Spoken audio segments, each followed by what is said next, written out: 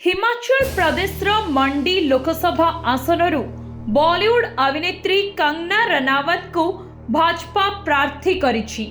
भाजपार एही निष्पत्ति परे सरगरम होइछि राजनीति। तेबे कंगना भाजपा रे प्रार्थी हेबा परे लगातार भावे कांग्रेस और राहुल गांधी प्रियंका गांधी को टार्गेट करुछंती। निकटरे कंगना कहिथिले जे एही दुई जनଙ୍କୁ जबरदस्ती राजनीति को ठेली दिया जाइछि ओ एमानंकर एठारे किछि भविष्यत नाही। एबे मंडी आसन पई कांग्रेस काहाकू प्रार्थी करिबो ताकू नै आलोचना चलिथिबा बेले प्रियंका एठारु लड़ी पारंती बोली कुहा जाउछि। पूर्वरु मंडी आसन रे कांग्रेस विजयी होइथिबा बेले एथर भी विजय लक्ष्य नै निर्वाचन लड़िबाकू प्रस्तुत हेउछि दल।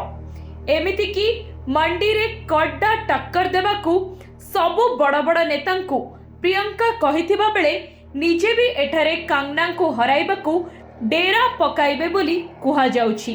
तेणु से निजे जदि एठारु निर्वाचन लढ़ंती तेबे कंगनाଙ୍କ सह तांकर कड़ा टक्कर हेबो बोली चर्चा जोर धरिछि।